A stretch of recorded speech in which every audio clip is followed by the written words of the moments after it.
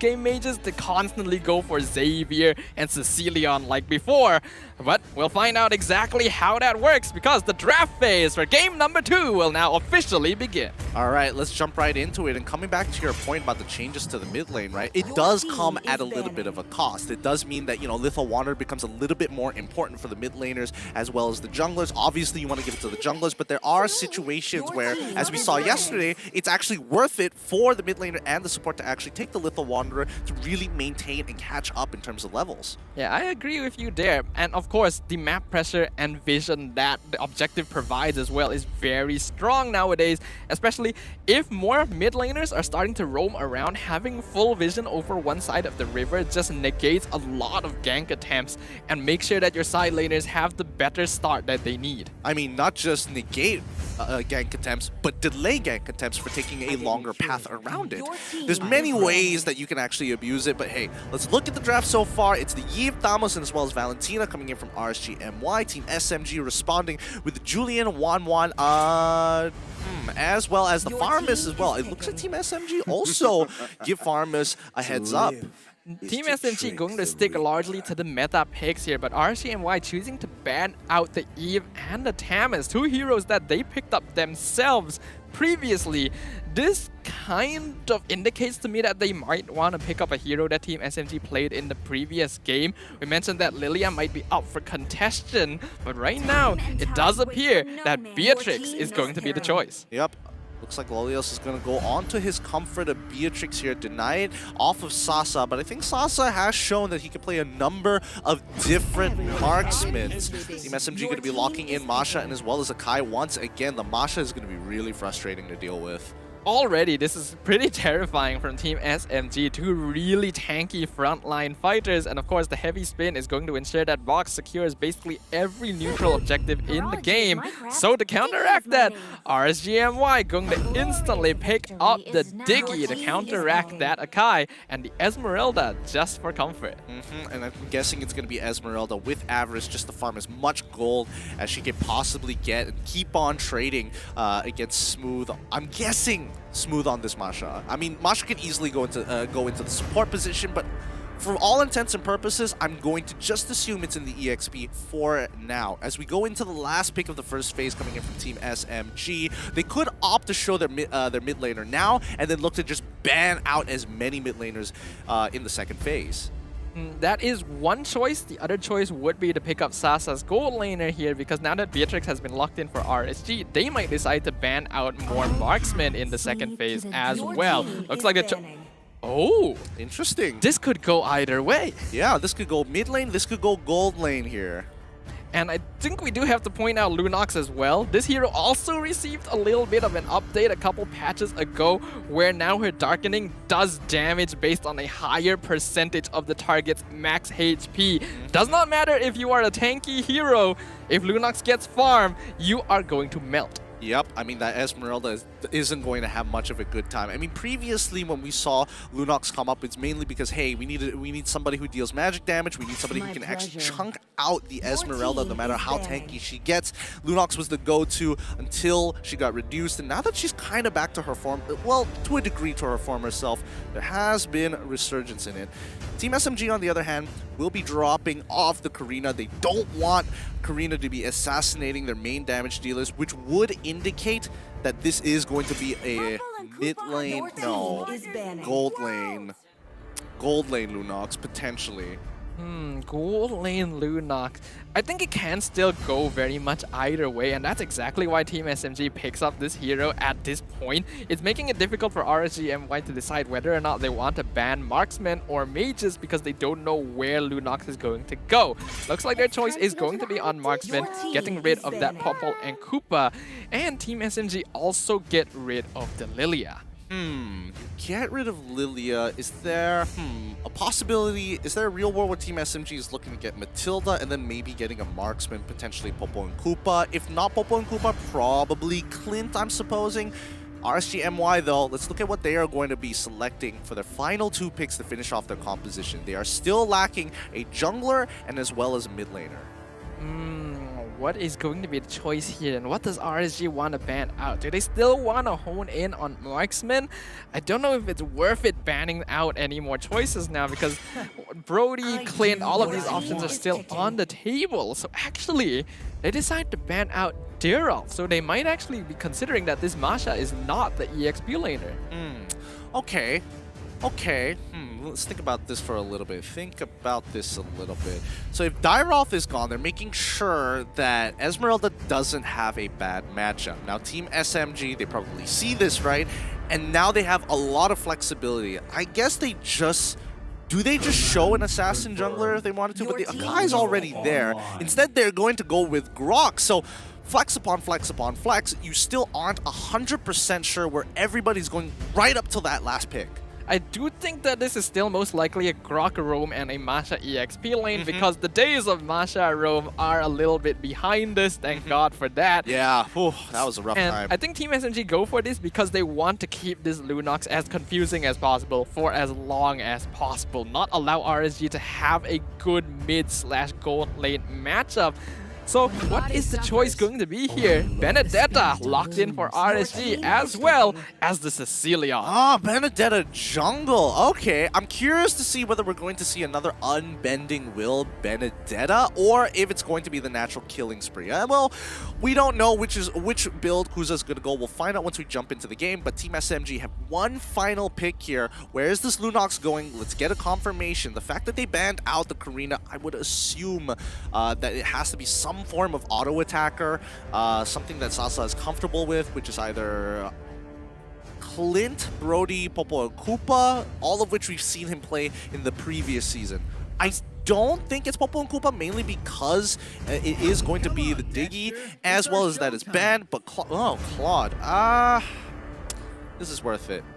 I was personally still kind of hoping that this was a gold lane Lunox, simply because we know Sasa can play it and it would be very interesting to watch. But nope, this is going to be hate on the Lunox in the mid lane, and the Claude picked up by Team SMG this time, showing that they're the ones who know how to make this work. And this could be quite effective as well, considering that the Blazing Duet would catch out the big group up around Time Journey.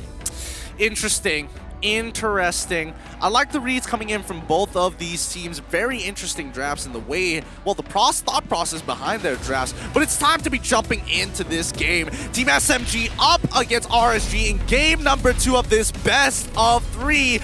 Right now, Team SMG at match point, and it's going to be real tough here because they have to deal with Masha and as well as a Lunox, which we haven't seen in a long time with so many mage picks up. Can this Diggy protect their entire team to reach that late game? Let's find out back in the land of Dawn. This is going to be yet another battle full of bloodshed between these two teams, as Team SMG wants to secure that 2-0 victory to get those juicy 3 points on those standings, whereas RSGMY wants to make sure that they are putting up a fight here in their first game of Season 10.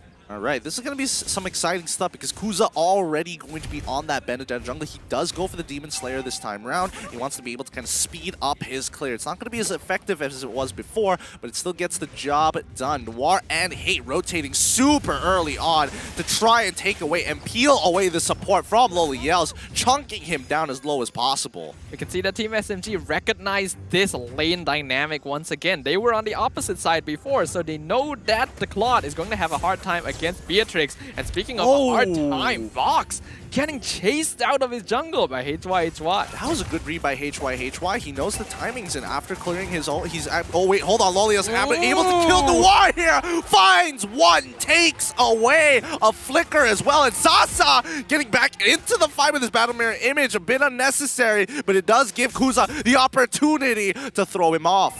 That was just a little bit of a mistake from Noir there. He wasn't able to get the extra armor from his passive because he was playing in the middle of the lane. He definitely underestimated the amount of damage coming out of Hawk. We have to remember, Grok is very vulnerable to magic damage. Yep, he's got to be careful, and especially this early on in the game, those auto alarm bombs do hurt. Looking at the emblems overall, it does look like both teams are going for pretty default emblems overall. I do see that earlier as well, Smooth did actually pick up the Swift Boot, so he might be going for more of a damage build on this Masha as well. Yeah, he's probably going to be stacking up the traditional stuff. I don't think he's going to be the on-hit Masha, but he definitely is going to go for the traditional Twilight Armor sort of situation here. Sky Guardian's Helm. Kuza gets pushed away by Box for now, as Smooth does find him and is going to push him as far away as possible. Izanami's going to struggle to get in here, but HY just giving vision. Can't really do much about the situation, but notice on bot side that once again, Sasa not having a fun time here. Yeah, but at the very least, he is still matching up in terms of EXP against Lolils, and that's the most important thing for a Claude in this sort of matchup, ensuring that he at least keeps up in terms of farm. Hate now gonna be caught out by the falling Star Moon, but Brilliance gets him out. They're taking it nice and slow here with RSG looking to press their advantages across the map. Team SMG are just waiting for their item power spike before they can really do anything, right? Smooth is going to take a little bit of time. Sasa is on the losing lane. Noir is the only person who can really kind of open things up for the team if he helps out Hate push in the mid lane.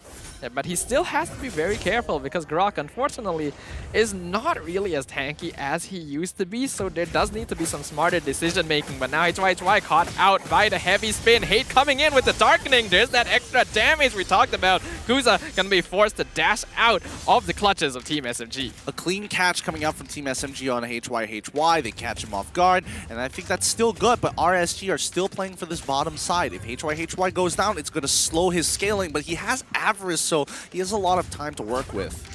Yeah. Team SMG, they do have to be a little bit careful because the late game scaling on RSG MY is pretty strong, but simply because they have to make sure Sasa gets his farm. They themselves cannot afford to play too aggressive early, but here comes Hate once again, Darkening doing lots of damage to HY. Oh, really chunking him out. Luckily, HY still has his Regenerate for now, and the Frost Moon Shield is going to help him top off his health. Let's look at the items so far. Boots complete. Sicilian going to be going for the Clock of Destiny. Sasa still struggling and is forced to get the plated leggings to ensure that he can somewhat survive. We can see, though, that Hate did not actually even have a single item before that. That is the passive damage from the Darkening that makes Lunox such a danger to deal with here. This is a hero you have to make sure you shut down early. Otherwise, the scaling is just going to become completely unstoppable towards that late game. Speaking of unstoppable, Noir just making sure he can zone out Kuza from getting in on this. I mean, Box needs to hit level 7 here, so he's going to slow down. He comes in with a... Oh my goodness! Kuza manages to get, but he jumps back into the fight and ends up sacrificing his life, baiting as HY Izanami are just seconds away from actually getting back into the engagement. But Kuza has done his job, stealing the way of the turtle. I feel like that had to be a mechanical error from Kuza there. He could have gotten out of that no problem. I get the feeling he might have auto-targeted his final dash, and that resulted in him going backwards when he would have been able to escape with it, but he did still steal the turtle, so that is not a bad result for RSGMY. Ah, man, it happens to the best of us, The auto-targeting system can sometimes be very helpful, but also can work against you in some trying times. But as you mentioned before, yes, it is important that Kuza was able to actually take away the turtle this time round. With another 67 seconds on the clock before the next one appears, Kuza is going to try and dash across the map, but Smooth actually getting an early rotation as bot side has already fallen. RSG MY making sure that they can take a potential second turret. Ooh. Now they're looking for it, but the time journey comes out. Box able to get them with a heavy spin, but Noir finds the flicker onto Hawk, doesn't get anything off of it. Hate now in trouble, goes into Brilliance, doesn't get hit by the Sanguine Claw, able to have some smooth moves. Darkening popped up, flickers on towards Sasa's side, and unable to get enough damage to kill Kuza, but he's so low, and even Box ends up falling to the damage of RSGMY. And that's exactly what RSG are looking for right there. A beautiful engagement, taking advantage of the fact that Box simply went too far with that heavy spin, underestimating the duration of time journey, putting him out of position, going for Hatred, getting that kill. All very important things. And now with 2 tier 1 towers down on their side, they're sitting on a comfortable 2k net worth lead. It's such a feels bad because Hate was so close to taking out Kuza. He was on a sliver of health, but let's not forget that some big battle spells have been blown by Team SMG, and they won't have it up for this upcoming turtle fight. 2 flickers down, and Sasa does not have his sprint. Now RSGMY are the ones in control. They're going for the turtle, even using the Electo final blow to secure it. Team SMG know they cannot contest this, and now they are going to be playing on the back foot. RSGMY right now doing a very good job of maintaining their mobility and just dancing around Team SMG. Let's not forget that. Oh, wait, actually, let's not forget that Box actually sacrifices his orange buff to Sasa to actually speed him up in lane. So he is sacrificing a little bit of EXP, and Kuza now overtaking him in levels. That's going to make a significant difference when it comes down to these neutral objectives. Whoever has the higher level amongst the junglers usually have a bigger retribution. And besides that, we can see that Lolios is comfortably farming. He already has his Blade of Despair and Malefic Roar completed. Sasa not even achieving that golden staff just of yet. So RSGMY in a comfortable spot. Lightning Trunkion and Izanami as well. Their scaling heroes are really starting to pick up the pace. Yep, they're getting into position, and the damage is going to really hurt. And Team SMG just has to staunch the bleeding for a little bit longer here. It's just a 3k gold lead in RSGMY's favor, so it's not like they can't recover from this, but they can't afford to bleed any further. Noir is trying to slow down this wave as RSG now focused on objective tower gating. This is very smart from RSG. They know Team SMG want to give more farm to Sasa, so they're going to be focusing on one lane, allowing RSG to play on the opposite side of the map and continuously get towers for free. Kuza now even threatening the buff. Did he steal that? Yeah, I think he did. He has the purple. He has the purple buff aura around him, and unfortunately, Box doesn't. He's gonna fall even further behind here. 11 to 10 so far, and now the Lord is spawning in the next 7 seconds or so. Sasa is just back to farming. They know they can't contest this. I feel like we have to comment a little bit about how we were talking about Kuza is known for these assassin heroes. Let him play an assassin hero. I didn't expect it to go this well the moment he shifted over to a more comfortable pick. Yeah, he is very talented at this, but now HY. Oh! My goodness, the damage. Where did he go? Where did Noir go? He has protection, but not enough magic resist to deal with Izanami, who's been stacking up this entire game and blows him out of the water. I think we have to note Noir did end up going for Dominance Ice as his first item, so he doesn't have things like the Athena shield to protect him from the magic DPS coming out of RSG, which means that the heroes like HY, Izanami, and Hawk, he is basically not a tank at all. That's definitely a feels bad. There's nothing you can do about it, but now let's see how much of an advantage they can get from this Lord push. Smooth jumps on top of Lolios, already using his shockwave, but Noir unfortunately can't do much. One more bad impact is going to be enough. So close. Kuza looking to get him, uses his eye for an eye to close the distance, but again, there's just too much. It gets disarmed by Smooth before noticing, hey, 3 people may be a little too much. I'm going to take your purple buff and start pressing for these outer turrets. Noir was literally living on a prayer there in that last fight, and now we are seeing a problem. This Diggy pick from RSGMY is full countering any engagement Team SMG has. Heavy spin, wild charge, it does not matter. It's just all negated, and that means they have no way of effectively starting the team fight. Well, speaking of starting a team fight, they might actually want to book it here because it's going to be tough. They're trying to take out this Lord as soon as possible, and Loliels and Izanami are just farming autos here. Bad impact stacks just increasing, and Loliels just slowly sieging it down. The same thing happened in the previous game, but on Team SMG's side, they're getting a bit of a taste of their own medicine. I think just from these 2 games, we can tell that Beatrix is going to be a contested hero. This cannot be allowed to go through anymore. RSGMY currently 6.5k net worth ahead of Team SMG. It's definitely a gap that can be made up, but considering the amount of pressure they're placing here, that's going to be very difficult. Yep, Smooth getting his shockwave on top of Loliels. Once again, the Thunderclap doing some good work, but doesn't have enough damage just yet. Electro final blow from Kuza. He's on top of Noir for now as they are trying to clear the wave, but again, there's just too many members from Team SMG side. They have to back off. Heavy spin coming out from Boxes. He tries to make a play. Noir conceals, but he gets revealed straight, and now he's in trouble. He has to use his unstoppable force to get on out of there. He can't afford to take any more of this damage. This is just rough for Team SMG. They do have heroes that can consistently tank the sniper shots from Lolios, but for how long? That tower is going to fall again for free. And with that, it'll only be one inhibitor left for Team SMG. The damage dealt is literally split in half. RSGMY in full control.